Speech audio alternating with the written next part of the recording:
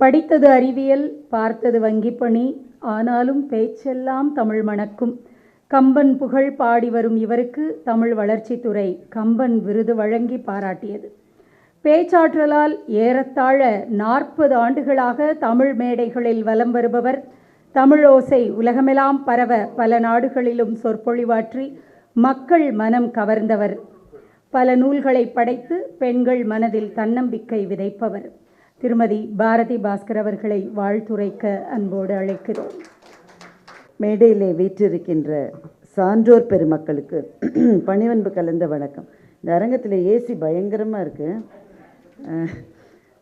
குறைத்தா ஒரேடியாக குறையிற மாதிரி இருக்கு.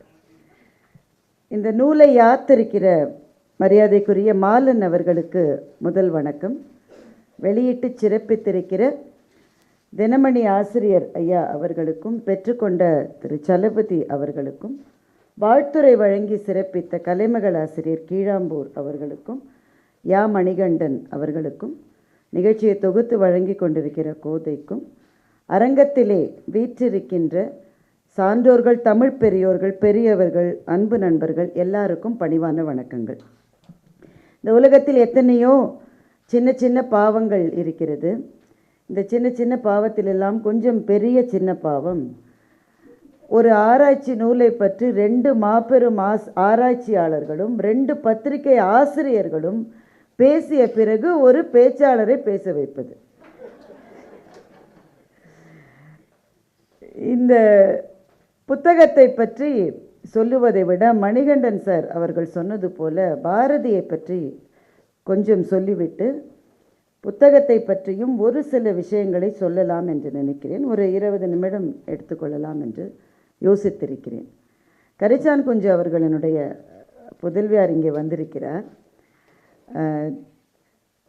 TN ராமச்சந்திரன் ஐயா அவர்களினுடைய ஆசிரியருக்கொப்பாக இருந்த திருலோக சீதாராமனுக்கும் கரிச்சான் குஞ்சுவுக்கும் ஒரு உரையாடல் நடைபெற்றதை பதிவு செய்கிறார்கள். கரிச்சான் குஞ்சு அவர்கள் திருலோக சீதாராமிடம் வந்து கேட்கிறார், திருலோகம், நான் பாரதியை பற்றி நிறைய பேசிட்டேன், நிறைய எழுதிட்டேன், இனிமேல் என்ன செய்ய என்று கேட்டாராம். திருலோக சீதாராமன் பதில் சொன்னார், இன்னும் ஒன்று செய், பாரதியை இனிமேல் படின்னு சொன்னாராம். உண்மையில் இவர்களினுடைய பேச்சை எல்லாம் கேட்ட பிறகு ஆரம்ப கட்டத்துக்கு வந்து பாரதியை ஆரம்பத்திலிருந்து படிக்க வேண்டும் என்கின்ற எண்ணம் வருகிறது. ரொம்ப சுருக்கமாக ஒரு விஷயத்தை பற்றி மட்டும் இங்கே சொல்லணும்னு நான் ஆசைப்படுறேன். பாரதியினுடைய வாழ்க்கையை பற்றி படைப்புகளை பற்றி இருக்கிற சில முரண்பட்ட கருத்துக்களை எடுத்துக்கொண்டு ஒரு ஆராய்ச்சி என்பது ஏன் தேவை? சலபதி ஐயா அவர்களிடமிருந்து, யா மணிகண்டனிலிருந்து, அவர்களுக்கு முன்பே கூட அல்லது சமகாலத்திலே துவங்கி இருக்கக்கூடிய மாலன் அவர்களினுடைய ஆராய்ச்சி, தோமுசியை பற்றி மாலனை நிறைய எழுதியிருக்கிறார். தோமுசி மேற்கொண்ட ஆராய்ச்சி, பிரேமா நந்தகுமார் அவர்கள் மேற்கொண்ட ஆராய்ச்சி, இதெல்லாம் ஏன் தேவை அப்படின்றத பற்றி ஒரு சின்ன விஷயம். ஏன்னா நாம் நம்ம இயல்பே என்னென்னா சில விஷயங்களை ரொம்ப மிகைப்படுத்தி வேறு ஒன்றுத்துக்கு எடுத்துகிட்டு போயிடும், அப்புறம் அதுதான் வரலாறுன்னு ஆயிரும். இதை யாருமே பார்க்க மாட்டாங்க. நான் ஒரே ஒரு சின்ன உதாரணம் அதற்கு சொல்லுகிறேன். இந்த நான் பேச்சாளர் என்பதனால பேச்சாளர் தளத்திலிருந்து சொல்லுகிறேன். ஆனால் பேச்சாளர்கள் மாத்திரம்தான் செய்கிறாங்க, எல்லோரும் செய்கிறாங்க. சில பேச்சாளர்கள் பேசுகிற போது காந்தியடிகளினுடைய வாழ்க்கையிலேருந்து ஒரு சம்பவத்தை சொல்லுவாங்க. கட்டாயமாக நீங்கள் எல்லோரும் கேட்டிருப்பீங்க. சவுத் ஆஃப்ரிக்காவில் அவர் சிறையில் இருந்தபோது ஜெனரல் ஸ்மட்ஸ் என்கிறவர் சிறை அதிகாரியாக இருந்தார். அவங்க சொல்கிறத தான் நான் சொல்கிறேன். சிறை அதிகாரியாக இருந்தார். காந்தி ஜெயிலிருந்து வெளில போகிற போது ஸ்மட்ஸ் அவர்களுக்கு ஜெயிலில் அவர் செருப்பு தைக்க கற்றுக்கொண்டார் காந்தி. ஸ்மட்ஸ் அவர்களுக்கு அந்த ஷூஸ் பண்ணி கொடுத்தாரு காந்தி. அப்போ அவர் கேட்டாராம், என் கால் அளவு உங்களுக்கு எப்படி தெரியும் என்று அவர் கேட்டாராம். இவங்க சொல்லுகிற இது பார்த்தா இவங்க பக்கத்துலேயே இருந்து பார்த்த மாதிரியும் இருக்கும். நமக்கு கால் அளவு எப்படி தெரியும் என்றால், சிறைக்கு காந்தி வந்த உடனே ஜெனரல் ஸ்மட்ஸ் தன்னுடைய காலால் காந்தியை உதைத்தாராம். அந்த உதைச்ச தடம் காந்தி எங்கே சட்டை போட்டிருந்தான்னு தெரில, ஆனால் அப்போ போட்டிருந்தார், சவுத் ஆஃப்ரிக்காவில் போட்டிருந்தார். அந்த சட்டையில் பதிந்ததான், அதை வைத்து கொண்டு உங்கள் கால் அளவை துல்லியமாக அளந்து நான் இந்த செருப்பை உங்களுக்காக செய்து கொடுத்திருக்கிறேன் என்று காந்தி அவரிடம் சொன்னார். ஜெனரல் ஸ்மட்ஸ் கண் கலங்கினார் என்பதை நமக்கே கண் கலங்குற மாதிரி நிறைய பேசுவோம். பல உண்மைக்கு மாறான விஷயம். General Smuts was not a jailer. அவர் அங்கே அந்த கலெக்டர் அந்த மாதிரியான ஒரு ரேங்கில் அங்கே இருந்தவர். அப்புறம் காந்தியை காலால் உதைத்து தள்ளக்கூடிய இடத்துலலாம் அவர் எப்போவுமே அரசியல் தளத்தில் இல்லை. அதெல்லாம் கற்பனையில் கூட செய்ய முடியாது. நடந்தது என்னவென்றால், காந்தி ஒரு செருப்பு தைக்க கற்றுக்கொண்டார். ஒரு உத்தேசமாக ஜெனரல் ஸ்மட்ஸுக்கு அந்த செருப்பை செய்து கொடுத்தார். அதை ஜெனரல் ஸ்மட்ஸ் தன்னுடைய வீட்டில் பல காலம் வைத்திருந்தார், பயன்படுத்தவில்லை. காந்திக்கு 70வது ஆண்டு பிறந்த நாள் வந்தபோது அதை ஜெனரல் ஸ்மட்ஸ் திருப்பி கொடுத்துவிட்டு ஒரு கடிதம் எழுதினார். இது நீங்கள் ரொம்ப பெரிய இடத்துக்கு போயிடுவீங்கன்னு எனக்கு அப்போ தெரியாது. சவுத் ஆஃப்ரிக்காவில் நீங்கள் இருந்தபோது நீங்கள் கொடுத்த பரிசை பயன்படுத்த என்னுடைய உள்ளம் தடுமாறுகிறதுன்னு சொல்லி அதை திருப்பி கொடுத்துட்டார். இதுதான் நடந்தது. இப்போ நடந்ததற்கும் இவர்கள் பேசுவதற்கும் இருக்கிற வித்தியாசம் இருக்கிறதே, இதெல்லாம் எனக்கு பெரிய வித்தியாசமா? அந்த ஸ்பிரிட்டை தான் நீங்கள் பாராட்டணும். அப்படி கூட உங்களில் சில பேர் சொல்லலாம். கூடாது என்பது தான் ஆராய்ச்சியாளர்களும் பத்திரிகை ஆசிரியர்களும் நமக்கு சொல்லுவது. ஏனென்றால் உள்ளதை உள்ளபடி சொல்லவில்லை என்றால் இதை இதே மாதிரி எக்ஸாஜரேட் பண்ணிவிட்டு போய் எங்கே கொண்டு போய் நிறுத்துவாங்கன்னு நாளைக்கு தெரியாது. இப்போ பாருங்கள், இன்னும் சில பேர் பேசுவார்கள். முதலில் நிலவில் போய் இதை ஊக்கப்படுத்துவதற்காக, மோட்டிவேஷனுக்காக பேசுவாங்க. நீ வாழ்க்கையில் உனக்கான தருணத்தை தவற விட்டு விட்டால் அது திரும்ப உனக்கு கிடைக்கவே கிடைக்காது அப்படின்னு சொல்கிறதுக்கு ஒரு உதாரணம் சொல்லுவாங்க. முதலாக இந்த அப்போலோ கலம் போய் நிலவில் இறங்கின போது அதில் இருந்தது 2 பேர், ஆம்ஸ்ட்ராங் அண்ட் ஆல்ட்ரின். இன்னொருத்தர் சுற்றி வந்தார், அவர் உள்ளே இறங்கலை. ஆம்ஸ்ட்ராங் அண்ட் ஆல்ட்ரின் இருந்தாங்க. இவங்க பேசுகிறவங்க இப்படி சொல்லுவாங்க, நானே கேட்டிருக்கேன் அதை. முதல்ல ஆல்ட்ரின் கதவை திறந்து காலை வைக்க கொஞ்சம் பயப்பட்டார்.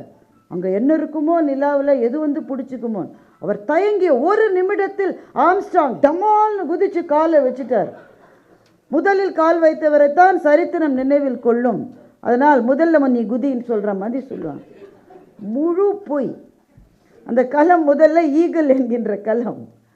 அதில் ஆரம்பத்தில் அதை டிசைன் பண்ண நாளிலிருந்தே ஆம்ஸ்ட்ராங் வாஸ் த கமாண்டர். அதை பற்றிலாம் ஒரு விதமான குழப்பமும் யாருக்கும் கிடையாது. எனக்கு ஒரு நிறுவனம் நடத்துகிற ஒரு மீட்டிங்கில் பெரிய ஆள் ஒருத்தர் வராருன்னா யார் எங்கே உட்காரணும்னு முதல்ல சொல்லுவாங்க. நீங்கள் அங்கே தான், மேடைகளில் கூட அப்படி தானே, பெரிய தலைவர்கள் வருகிற மேடையில் நீ போய் டம்முன்னு ஒரு இடத்துல உட்கார மாட்டேன், நீ எந்த இடத்துல உட்காரணும்னு சொல்லி அங்கே தான் உட்காரணும். அதற்கே ஒரு விதி இருக்கிறது என்றால், ஒரு நிலவுக்கு அனுப்புகிற களத்தில் முதல்ல யார் கால் வைக்கிறதுன்றதுக்கெல்லாம் ஒரு கமாண்ட் இருக்காதா? ஆனால் நம்ம பேச்சாளர்கள் ஊக்கப்படுத்துவதற்காக சொல்லி வைப்போம். என்ன இப்போ ஆம்ஸ்ட்ராங்காக கேள்வி கேட்க போகிறார்? இப்போ இப்படி சொல்லி சொல்லி சொல்லி பல விஷயங்களை நெக்குருக வைத்து பெரிதாக்கி இல்லாததை சொல்லி சொல்லி சொல்லி உண்மையிலிருந்து ரொம்ப தூரம் போய்விடுகிற போக்கு என்பது மிக ஆபத்தானது. அதனால் அது ஆரம்பத்திலிருந்தே தகர்த்தெறியப்பட வேண்டும். அப்படி இல்லை என்றால் சில சமயத்தில் கூடவே இருந்தவர்கள் கூட 2 வேறு வேறு விதமான குறிப்புகளை கொடுப்பார்கள். இதில் எது என்று நுணுகி ஆராய்கிற ஆராய்ச்சி ஏன் அவசியம் என்றால், பாரதி போன்ற ஒருவனை பற்றி முழுவதும் தெரிந்து கொள்வதற்காக அது அடித்தளம். அதனால்தான் இந்த மாதிரியான ஆராய்ச்சி நூல்கள் காலத்தினுடைய ஒரு கட்டாயமாக நமக்கு இருக்கிறது. மாலன் அவர்கள் இந்த நூல் அல்ல, இதற்கு பல காலம் முன்பே அந்த பணியை தொடங்கிவிட்டார். அவர் முதலில் பாரதியை பற்றி எழுதி ஒரு தகர்ப்பு மாதிரி எனக்கு பட்டது. நான் என்னுடைய பாடப்புத்தகத்தில் படித்ததே எனக்கு ஞாபகம் இருக்கிறது. பாரதியாரை பற்றி ஒரு பாடம் வரும், இப்போ அது இருக்கான்னு தெரியல, 5ஆம் வகுப்புலையோ இல்லை 4ஆம் வகுப்புலையோ தான் பாரதியார்னு ஒரு பாடம் வரும். அதில் திருவல்லிக்கேணியில் யானை தாக்கி பாரதியார் இறந்தார்னு தான் அந்த பாடத்தில் இருக்கும்.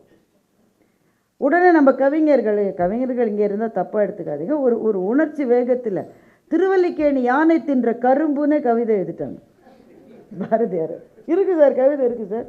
திருவல்லிக்கேணி யானை தின்ற கரும்பு. கோவில் யானைக்கு கரும்பை யார் சார் கொடுக்குறாங்க? இது முழுவதும் தவறான ஒரு தகவல்னு பாலன் முதல்ல கட்டுறாரு. முதல்லன்னா நான் முதல்ல படித்தது, அதுக்கு முன்பே கூட அவர் எழுதியிருக்கணும். அதற்கான சான்றுகளை அவர் வைக்கிற பாங்கு தான் மாலனுடைய பாணி. முதல் சான்று யானை சம்பவம் நடந்து கிட்டத்தட்ட 3 மாதத்துக்கு பிறகுதான் பாரதியினுடைய மரணம் நேரிடுகிறது. 3.5 மாதத்துக்கு பிறகுதான் பாரதியினுடைய மரணம் நேரிடுகிறது. திருவல்லிக்கேணி யானை சம்பவத்துக்கு பிறகு பாண்டிச்சேரியிலிருந்து பாரதிதாசன் கடிதம் எழுதி கேட்கிறார், உங்கள் உடல்நிலை எப்படி இருக்கிறது, சரியாகிவிட்ட தகவலை எனக்கு புகைப்படம் எடுத்து அனுப்புங்கள் என்று பாரதிதாசன் கேட்கிறார். பாரதி பிராட்வேக்கு, சென்னை பிராட்வேக்கு போய் அங்கே இருக்கிற ஒரு ஸ்டூடியோவில் படம் எடுத்து பாரதிதாசனுக்கு அனுப்புகிறார். அந்த அளவு அந்த யானை சம்பவத்திலிருந்து அவர் மீண்டு விட்டார். அதற்கு பிறகு என்ன நடந்தது என்பதை ஒரு பத்திரிகையாளருக்கு இருக்கக்கூடிய உண்மையை தேடிச் செல்கின்ற துணிவோடும் பாரதியினுடைய அன்பர் ஒருவர் பாரதியின் மீது கொண்ட மகத்தான பக்தியோடு பற்றோடும் கூட சேர்த்து என்ன நடந்தது என்பதை பதிவு செய்ய வேண்டும் என்றும் மாலன் கேட்கிறார். அதற்கு பிறகு என்ன நடந்தது, maybe there was a withdrawal symptom என்று மாலன் எழுதுகிறார். இந்த வார்த்தையை அவர் பயன்படுத்துகிறார். பாரதி பயன்படுத்திய தேவையில்லாத சில பொருட்களை சென்னைக்கு வந்த பிறகு ஒருவேளை பாரதி நிறுத்த தலைப்பட்டு இருக்கலாம். பாண்டிச்சேரியிலே அதை நிறுத்தவில்லை என்பதற்கான நிறைய சான்றுகள் இருக்கிறது. சென்னைக்கு வந்த பிறகு ஒருவேளை நிறுத்தி இருந்தால் அதனால் ஏற்பட்ட withdrawal symptoms பாரதிக்கு இருந்திருக்கலாமா என்ற கேள்வியை திரு மாலன் அவர்கள் ஏற்படுத்துகிறார். இல்லை, அப்படி இல்லாமல் கூட பொதுவாகவே நெஞ்சத்திலே இருந்த ஒரு சின்னஞ்சிறிய அது என்ன வார்த்தை, சரியான வார்த்தை, கசப்பு என்று சொல்லலாமா, கையறு நிலை என்று சொல்லலாமா, கடலூர் சிறையிலிருந்து வெளியே வந்தபோது எழுதி கொடுத்த ஒரு கடிதம் அவனுடைய கைகளை கட்டுப்படுத்தியதனால் ஒரு கவிஞனின் நெஞ்சத்துக்குள்ளே இருந்த ஏதோ ஒரு கசப்புணர்வா, ஒரு சாதாரண நோய் மருத்துவர் மருந்து கொடுத்திருக்கிறார். அந்த மருந்தை கூட பாரதி சாப்பிடவில்லை. தான் சொன்னால் பாரதி மருந்தை சாப்பிட மாட்டார் என்று தெரிந்து செல்லம்மா சகுந்தலாவை மருந்து கொடுக்க சொல்லுகிறார். மகள் கொடுத்த காரணத்தினாலே பாரதி அதை சாப்பிடுகிறார். ஆனால் மகள் மருந்தை கொடுப்பதற்கு பதிலாக அந்த பார்லி கஞ்சி இருந்த அந்த டம்ளரையோ அந்த குடுவையோ என்னன்னு தெரியல, அதை கொடுத்துட்டாங்க. பாரதி அதை குடித்து கீழே வெட்டி விடுது. மருந்து இல்லைம்மா, கஞ்சி என்று சொல்லுகிறார். அநேகமாக அவர் பேசிய கடைசி வார்த்தை அதுவாக இருக்கத்தான் வாய்ப்பு. இது அத்தனையையும் மாலன் பதிவு செய்துவிட்டு பாரதியினுடைய மரணம் என்பது யானை மிதித்து யானை தின்ற கரும்பெல்லாம் கிடையாது. ஆனால் ஒரு கவிஞனுடைய வாழும் காலத்தை புரிந்து கொள்வது போலவே அவனுடைய நிறைவு காலத்தையும் நாம் ஏன் புரிந்து கொள்ள வேண்டும் என்றால், எந்த ஒரு மனநிலையில் அந்த கவிஞன் இந்த மண்ணில் வாழ்ந்தான் என்பது ஒரு சான்றாக, ஒரு ஆவணமாக நமக்கு தேவை என்று நினைப்பவர்கள்தான் இந்த ஆராய்ச்சியில் ஈடுபடுகிறவர்கள். சமீபத்திலே கொஞ்ச நாள் முன்னாடி ஜெயமோகன் ஒரு உரையில் சொன்ன ஒரு விஷயத்தை உங்களோடு பகிர்ந்து கொள்ள விரும்புகிறேன். ரொம்ப வேகமாக சொல்லிடுறேன், அவர் கொஞ்சம் நீளமாக சொல்லியிருந்தார். அனந்த கிருஷ்ணன் என்கின்ற ஒருவரை பற்றி ஜெயமோகன் பேசுகிறார். அவர் யார் என்று எனக்கு தெரிந்திருக்கவில்லை. ஜெயமோவே என்ன சொல்லுகிறார் என்றால், எனக்கே 4 நாள் முன்பு வரை அவர் யார் என்று தெரியாது. 4 நாள் முன்பு தான் நான் தெரிந்து கொண்டேன். பாரதி திருப்பேரை என்ற ஊரை சேர்ந்தவர், பாரதி வாழ்ந்த காலத்தில் வாழ்ந்தவர், மிகப்பெரிய இங்கிலாந்து இளவரசர் பதவியேற்றதை ஒட்டி ஒரு பெரிய கவிதை எழுதி அந்த அரசாங்கத்தால் கௌரவிக்கப்பட்டவர். அப்போ தோடான் ஏதோ ஒன்று போட்டு கௌரவிப்பாங்க, அந்த மாதிரி கௌரவிக்கப்பட்டவர். நிறைய பட்டங்கள் எல்லாம் அவர் சொல்கிறார், என்னென்ன பட்டங்கள் எல்லாம் வாங்கினாருன்னு சொல்லி. பெரும் சிறப்போடு இருந்தவர், ஒரு நட்சல் அதுதான், பெரும் சிறப்போடு இருந்தார். அவரும் கவிஞர். அப்புறம் அவர் சொல்கிறாரு, ஒருவேளை அவர் இதில் போவாராம், இந்த குதிரை வண்டியில் அவர் போவாராம். பாரதி நடந்து போயிருக்கிற போது அவரும் பாரதியும் ஒருவேளை சந்தித்திருந்தால், இது நடந்ததுக்கு சான்றெல்லாம் இல்லை, ஒரு கற்பனை, 2 பேரும் சந்தித்து அவர்களுடைய பார்வை ஒரு கணம், ஒரு பார்வையை இன்னொரு பார்வை தொட்டு சென்றிருந்தால் என்ன நேர்ந்திருக்கும் என்ற கேள்வியை வைத்திருக்கிறார். நாம் எல்லாம் கற்பனை செய்து பார்க்கலாம். பாரதி அவ்வளவு வசதிக்காரராக வாழவில்லை என்பது எல்லாருக்கும் தெரியும். அதுக்குன்னு சில சொல்கிற மாதிரி ரொம்ப வறுமையில் இருந்தார், சட்டையில் இருந்த கிழிசலை மறைக்க கோட்டை போட்டாருன்ற ரேஞ்சிலலாம் அது சொல்லக்கூடாது என்பதை திரு மாலன் அவர்களும் தெளிவுபடுத்துகிறார். ஆனால் அவ்வளவு பெரும் வசதியில் இல்லை. சில மனச்சோர்வுகள் பாரதிக்கு இருந்தன. சமகால கவிஞர்களில் பல பேர் பாரதியை மகத்தான புலவன் என்று கண்டு கொண்டிராத தமிழ் புலவர்கள் நிறைய பேர் சமகாலத்திலே இருந்தார்கள். இந்த இருவரும் சந்தித்து அந்த பார்வை ஒரு கணம் மின்னல் போல வெட்டி இருந்தால் என்ன நடந்திருக்கும்? ஒருவேளை அவர் அனந்த கிருஷ்ணன் என்கின்ற அந்த பெரும் புலவர் பாரதியை பார்த்திருக்கலாம். நான் எப்படி இருக்கிறேன் சுப்பையா, நீ இப்படி தெருவில் நடந்துட்டுருக்கேன்னு ஒருவேளை நினைத்திருக்கலாம் என்று சொல்லிவிட்டு இப்படி அந்த பேச்சை நிறைவு செய்கிறார் ஜெயமோகன். இன்றைக்கு நானே 4 நாள் முன்பு தான் அந்த அனந்த கிருஷ்ணன் என்ற ஒரு கவிஞர் வாழ்ந்தார் என்பதை கேள்விப்பட்டேன். நானே என்று சொல்வது ஏனென்றால் நிறைய படித்து கொண்டே இருக்கிறவர்கள் என்ற வகையிலே சொல்லுகிறார். இப்போது நானே தான் கேள்விப்பட்டேன். உங்களில் யாருமே கேள்விப்பட்டிருக்க மாட்டீர்கள். அந்த பேரே இல்லை இப்போது. ஆனால் பாரதி எங்கே இருக்கிறான் என்ற கேள்வியை வைக்கிறார். பாரதி எங்கே இருக்கிறான் என்ற கேள்விக்கு பதில் சொல்வதற்கு தனியாக மாலன் அவர்கள் ஒரு கூட்டம் போட்டு 1 மணி நேரம் எனக்கு பேச கொடுக்கணும். இப்போ அந்த நேரம் இல்லை. ஆனால் ஒன்றை சொல்லுகிறேன். பாரதியியல் என்ற ஒன்றையே மாலன் அவர்களும் சலபதி அவர்களும் திரு மணிகண்டன் அவர்களும் பாரதியியல் என்ற ஒன்றை உருவாக்கி இருக்கிறார்கள். இந்த மேடையில் மணிகண்டன் சொல்லுகிறார் இன்னமும் நிறைய இருக்கிறது. வாழ்ந்தது 39 வருஷம், எழுதினது வெறும் 17 வருஷம். அதிலே தான் மகத்தான பற்பல வாழ்க்கைகளினுடைய அத்தனையையும் கொடுத்துவிட்டு ஒரு கவிஞன் விடை பெற்று சென்றிருக்கிறான் என்றால் இன்றைக்கும் என்றைக்கும் நமக்கு ஆத்ம சக்தியாக ஆதர்சமாக வழிகாட்டியாக மிளர்கின்றான் திகழ்கின்றான் என்றால் நம்ம ரொம்ப ஜாக்கிரதையாக அதை அணுகணும். ஏனென்றால் போகிற போக்கில் அப்படி இருந்தாரா இப்படி இருந்தாலான்னு நிறைய விஷயங்களை சொல்லி அந்த உண்மையிலிருந்து பாரதியினுடைய வாழ்க்கையை நாம் எங்கேயோ கொண்டு போய் விட முடியாது. உண்மையைத்தான் இதுதான் என்ற இந்த ஆராய்ச்சி பாரதியியலுக்கு மிக தேவை. அப்போதுதான் ஒரு கவிஞர் அவன் வாழ்ந்த காலத்திலிருந்து பிரித்துவிட்டு நீங்கள் பார்க்கிற போது விபரீதமான பொருட்கள் கிடைக்கும். வாழ்ந்த காலத்தோடு அந்த படைப்பை பார்க்கிற போது புது வெளிச்சங்கள் கிடைக்கும், புது ஜன்னல்கள் நமக்கு திறக்கும்.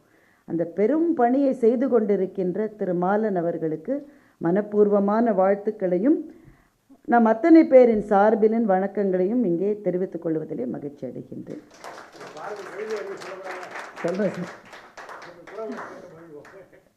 பாரதியன் நமக்கு இவ்வளவு நெருக்கமாக இருக்கின்றான்.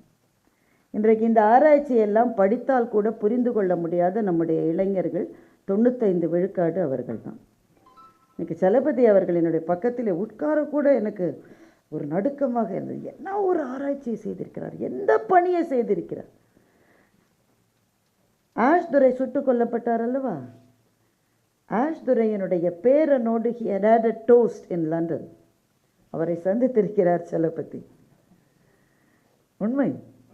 ஒரு ஆராய்ச்சியாளர் என்னென்ன வகையில் சரித்திரத்தை பார்க்கிறார் என்று யோசித்து பாருங்கள். கொல்லப்பட்ட ஆஷினுடைய பேரனை சந்தித்திருக்கிறார். இவரினுடைய தூண்டுதலாலா அதுவா நடந்ததா என்று எனக்கு தெரியவில்லை. இவருடைய தூண்டுதலாக இருக்கலாம் என்று நான் நினைக்கின்றேன். வாஞ்சியினுடைய குடும்பத்துக்கு அவர் கிட்டத்தட்ட ஒரு மன்னிப்பு கடிதத்தை எழுதி அனுப்பியிருக்கிறார். இது நடந்திருக்கிறது. ஆராய்ச்சியாளர்கள் தமிழுக்கு என்ன தருகிறார், ஒரு பக்கத்தில் உட்காருவதே எனக்கு மேய்ச்சிலிருப்பாக இருந்தது. இந்த ஆராய்ச்சி உரைகளை நீங்கள் படிக்கிற போது இன்றைக்கு இருக்கிற இளைஞர்களில் துரதிருஷ்டவசமாக ஒரு 95 விழுக்காடு இளைஞர்களுக்கு அது என்னன்னு விளங்கி கொள்ள முடியாது. அதில் ஒன்று நம்ம அதிர்ச்சி அடைய வேண்டாம். எல்லா காலத்துலேயுமே அது அப்படி தான் இருக்கும். ரொம்ப நுட்பத்தோடு நுனியளவு செல்லுன்னு பாரதி சொன்னோம். நீ அவ்வளவு தூரம் தேடிப்போன்னு சொன்னான்.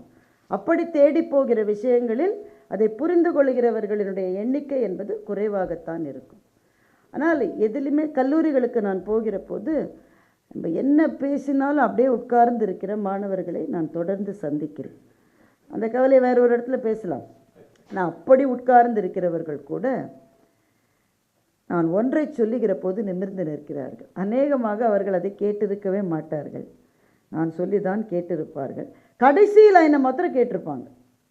ஏன்னா அந்த சூப்பர் ஸ்டார் ஒரு படத்தில் சொல்லிட்டார். அதனால ஒருவேளை கடைசி லைனை தேடிச்சோறு நிதம் தின்று பல சின்னஞ்சிறு கதைகள் பேசி மனம் வாடி துன்ப மிக உழன்று பிறர் வாட பல செயல் புரிந்து நரை கூடி கிழப்பருவம் எய்தி கொடுங்கூற்றுக்கு இறையென பின் மாயும் வேடிக்கை மனிதர் போல் நான் வீழ்வேன் என்று நினைத்தாயோ என்று பாரதியினுடைய வரிகளை சொல்லுகிற போது அதில் அறிமுகமும் பயிற்சியும் இல்லாதவர்களுக்கு கூட அது அந்த புத்தொழியை பாய்ச்சுகிறது என்றால் என்ன மாதிரியான வார்த்தைகளை காலத்தினுடைய வீதிகளிலே பாரதி நிறுத்திவிட்டு போயிருக்கின்றார். அவமானத்திலே சுருங்கி இருக்கிற உள்ளங்கள், வாழ்க்கையிலே இடறி விழுந்து கொண்டே இருக்கிற தருணங்கள், இந்த தருணங்களில் இங்கே இருக்கிற நீங்களும் நான் கல்லூரியிலே சந்திக்கிற அந்த இளவயது கொண்ட மாணவ மாணவிகளும் எல்லாருக்கும் ஒன்று பொது. அவமானப்படுத்தப்படும் போது, தோல்விகளால் நாம் துளைக்கப்படும் போது நாம் எல்லாருக்கும் ஒன்று பொது. நாம் தனியர்கள், நாம் மிக தனியானவர்கள். பக்கத்திலே உறவுக்காரங்க 100 பேர் இருக்கலாம், ஃபேஸ்புக் ஃப்ரெண்ட்ஸே 700 பேர் சில பேருக்கு இருக்காங்க. ஆனால் ஒரு தோல்வியினுடைய சன்னிதானத்திலே நாம் மிக தனியர்கள். அந்த நேரத்திலே அங்கே நிற்கிற போது நம் நெஞ்சத்துக்குள்ளே இந்த கவிதை தருகிற ஒரு நிமிர்வு இருக்கிறது. நான் வீழ்வேன் என்று நினைத்தாயோ என்று கண்ணுக்கு தெரியாத யாரோ அவர்களை பார்த்து கேட்கிற போது திரும்பி எழுந்து நிற்கின்ற உறுதியை பாரதியினுடைய கவிதை வரிகள் தர முடியும் என்றால் அது இந்த தமிழ் சமூகத்துக்கு இன்றல்ல, நேற்றல்ல, என்றென்றும் தேவை. அதனால் பாரதியை பற்றிய ஆய்வுகளும் தேவை. நின்னை சில வரங்கள் கேட்பேன், அவை நேரே இன்றருளல் வேண்டும். அதாவது நீ யார் மூலமாகவோ கொடுத்து அனுப்புகிற இந்த பிஸ்னஸ்லாம் என்கிட்ட வேணான்றாரு. அவை நேரே எனக்கு அருளல் வேண்டும். எந்தன் முன்னை தீய வினை பயன்கள் இனி மீளாதொழிந்திடுதல் வேண்டும். இனி என்னை புதிய உயிராக்கி எனக்கு இங்கு ஏதும் கவலையறச் செய்து மதிதன்னை மிக தெளிவு செய்து என்றும் சந்தோஷம் கொண்டிருக்கச் செய்வாய் என்று எழுதுகின்றார். இது காலையில் எழுந்தவுடனே பாரதியினுடைய 10 வரிகளை பல காலமாக படித்து வருகிறேன் என்று திரு மாலன் சொல்லுகின்றார். அவரினுடைய அந்த எழுச்சிக்கு அது பெரிய காரணமாக இருக்கும் என்று நான் நினைக்கின்றேன். இதை ஒரு பிரேயர் மாதிரி பாருங்கள். நம்மளை பார்த்து சொல்கிறார், இது எல்லாருக்கும் தெரிந்த கவிதை. ஆனால் சொல்லுகிற போது நமக்கு கிடைக்கிற எழுச்சி இருக்கிறது அல்லவா? இந்த கவிதையை சொல்கிறதுக்கு முன்னாடி ஒரு சம்பவத்தை சொல்லிடுறேன். இந்த கவிதையை பாரதி எழுதிட்டார். சரி, கவிதையை சொல்லிவிட்டு அப்புறம் சம்பவத்தை சொல்கிறேன். இந்த கவிதையை எழுதிட்ட எல்லாருக்கும் தெரிஞ்ச கவிதை. துச்சமாக எண்ணி நம்மை தூறு செய்த போதிலும் அச்சமில்லை அச்சமில்லை அச்சம் என்பதில்லை. நச்சை வாயில் கொண்டு வந்து நண்பர் ஊட்டும் போதிலும் அச்சமில்லை அச்சமில்லை அச்சம் என்பதில்லை. பிச்சை வாங்கி உண்ணும் வாழ்க்கை பெற்றுவிட்ட போதிலும் அச்சமில்லை அச்சமில்லை அச்சம் என்பதில்லை. கச்சணிந்த கொங்கை மாத கண்கள் வீசும் போதிலும் அச்சமில்லை அச்சமில்லை அச்சம் என்பதில்லை. உச்சி மீது வானிடிந்து வீழுகின்ற போதிலும் அச்சமில்லை அச்சமில்லை அச்சம் என்பதில்லை. இது எல்லாருக்குமே பெரும்பாலும் தெரிந்த கவிதை. இந்த கவிதை நமக்கு தருகிற அந்த எழுச்சி இருக்கிறது.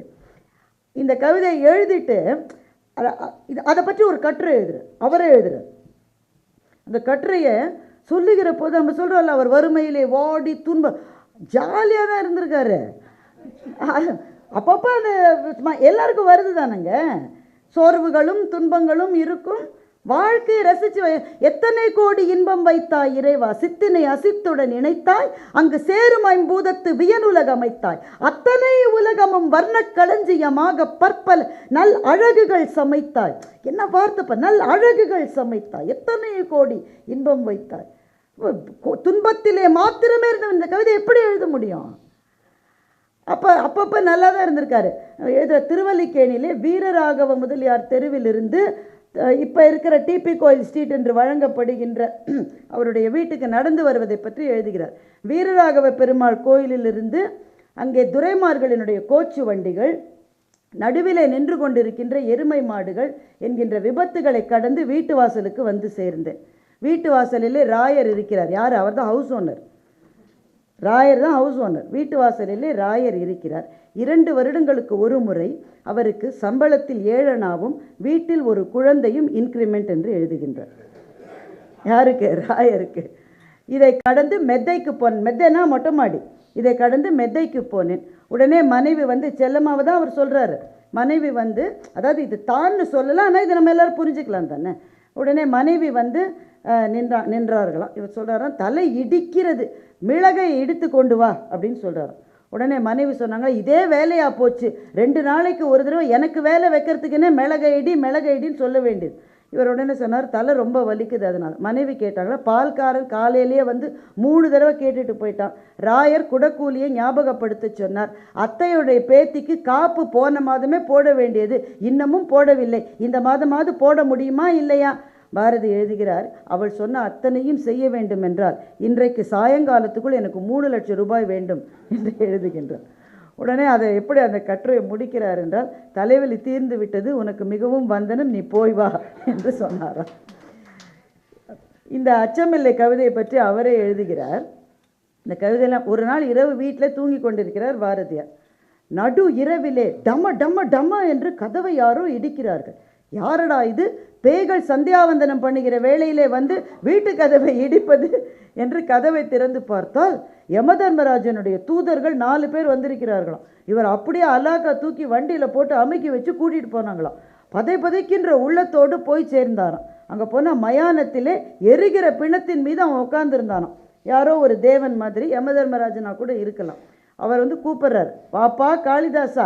இவர் கையும் காலும் இவர் தனக்கு காளிதாசன் ஒரு பேர் வச்சுட்டு இருக்காரு தானே. வாப்பா காளிதாசா என்றாராம். கையும் காலும் நடுங்க போனாராம். என்னப்பா, உச்சி மீது வானிடிந்து வீழுகின்ற போதிலும்னு கவிதை எழுதின, இப்போது உன் காலு நடுங்குவதை பார்த்தால் ஆற்காடு நவாப் கூட நீ பயந்த பயத்தை பயந்திருக்க மாட்டார் போல் இருக்கிறது என்று எழுதுகின்றார். ஒவ்வொன்றுத்துலேயும் அந்த பஞ்ச் இருக்கு பாருங்க. வஉசியினுடைய கப்பல் கம்பெனியில் ஷேர் வாங்குங்கன்னு எல்லாத்தையும் எழுதுகிறார் சார்.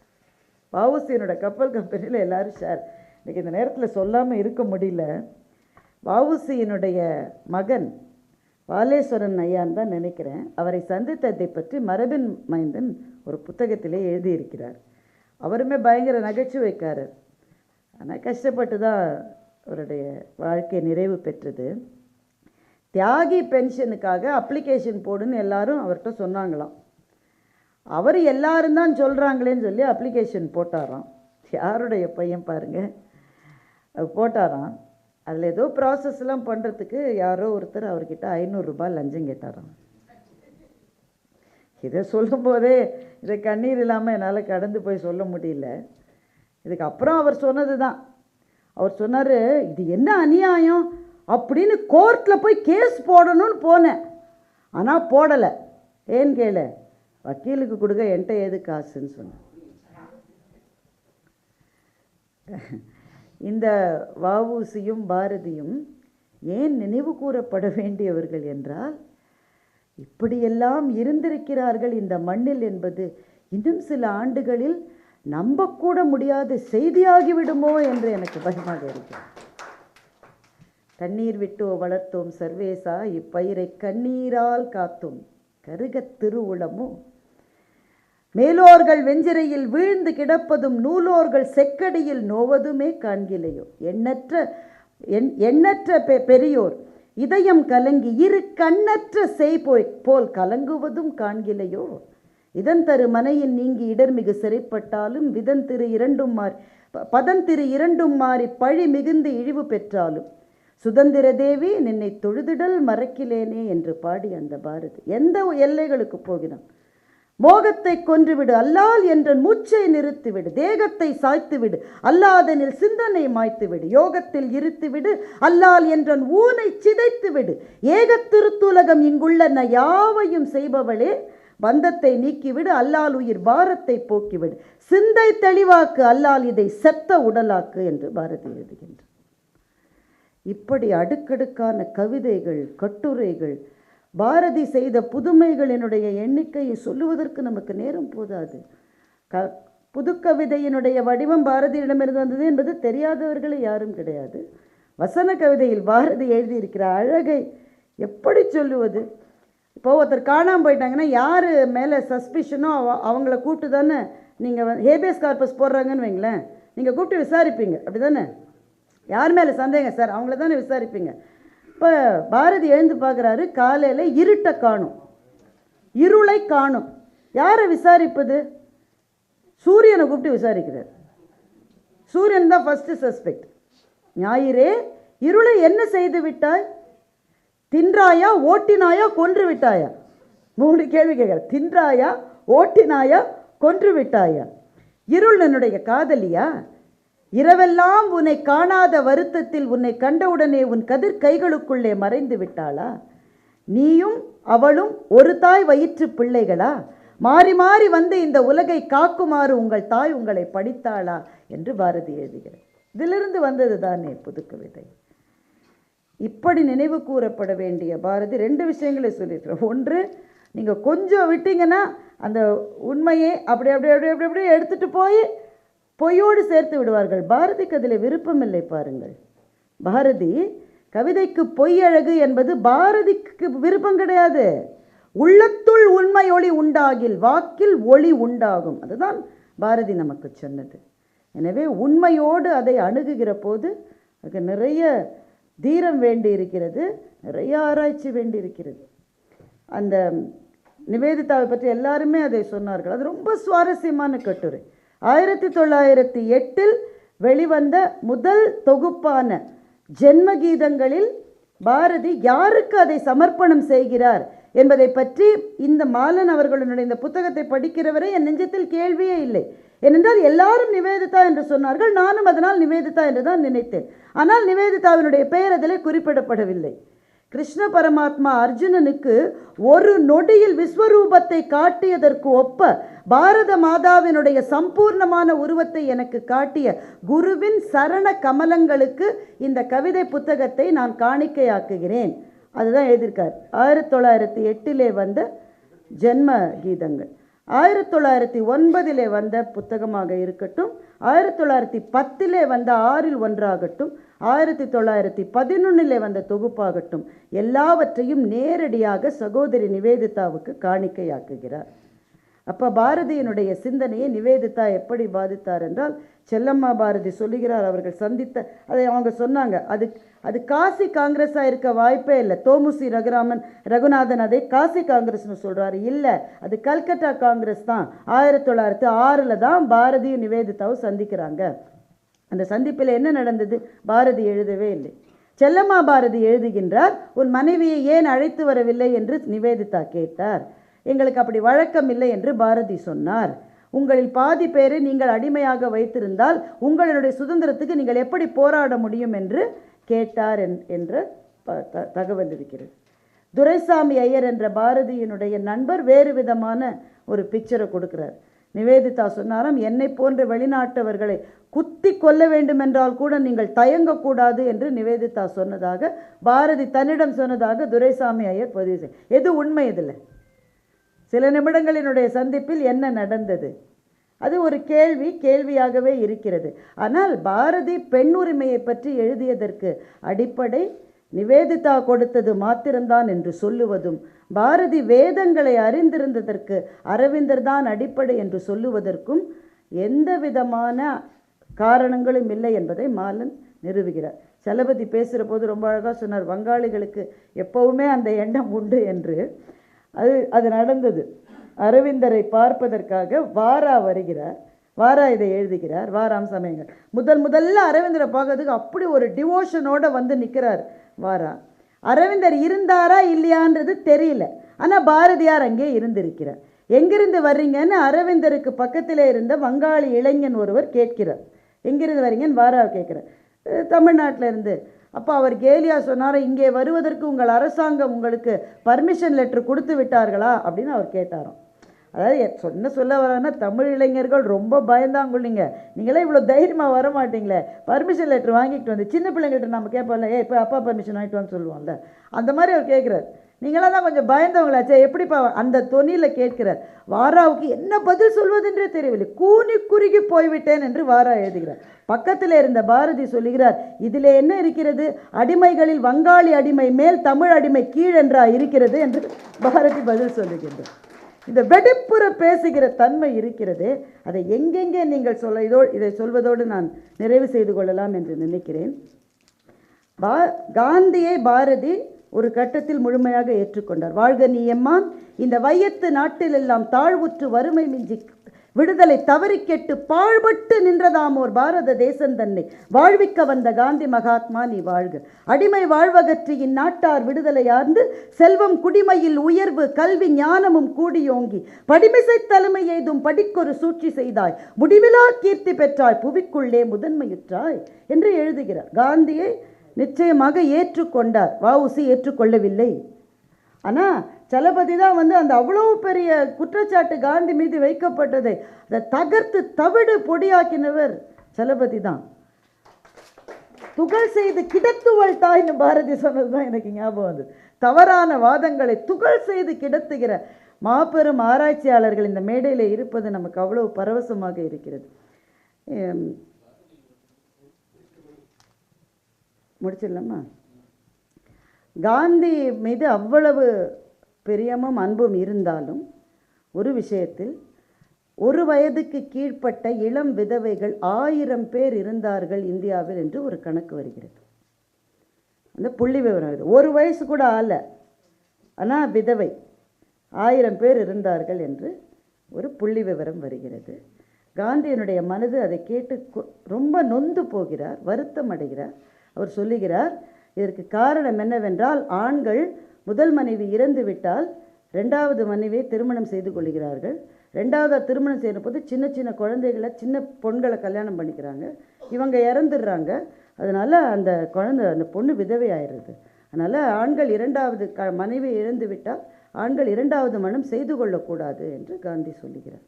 பாரதி இதற்கு பதில் எழுதுகிறார், பெண் விதவைகளினுடைய எண்ணிக்கை குறையவதற்கு வழி கேட்டால் ஆண் விதவைகளினுடைய எண்ணிக்கை அதிகரிக்க காந்தி வழி சொல்லுகின்றார் என்று எழுதுகிறார். அதனால் காந்தியை அவர் எதிர்த்தார்னு இல்லை, யார் எந்த நிலையிலே இருந்தாலும் தன் உள்ளத்திலே தோன்றியதை கட்டாயமாக சொல்ல வேண்டும் என்கின்ற மாபெரும் வாசலை தமிழ்நாட்டுக்கு திறந்து வைத்தவர் பாரதி. அதனால்தான் சலபதி சொன்னது போல கேள்விகள் முக்கியமானவை. நல்ல கேள்விகள் பிறக்கிற போது தான் நல்ல பதில்கள் கிடைக்கும். அந்த நல்ல கேள்விகளை எழுப்பி நல்ல பதில்களுக்கான பயணத்துக்கு நம்மையெல்லாம் அறிமுகப்படுத்தி இருக்கிற திரு மாலன் அவர்களுக்கு மனப்பூர்வமான வாழ்த்துக்களையும் வணக்கங்களையும் சொல்லி, நல்ல விதமாக இதை கொண்டு வந்திருக்கிற புஸ்தகாவுக்கும் வாழ்த்துக்களை சொல்லி முடிக்கிறேன். வணக்கம். பெண்மை வெல்கவென்று கூத்திடுவோமடா ஏன் சொன்னாருன்னு இப்போ தெரிஞ்சிருச்சு இல்லை?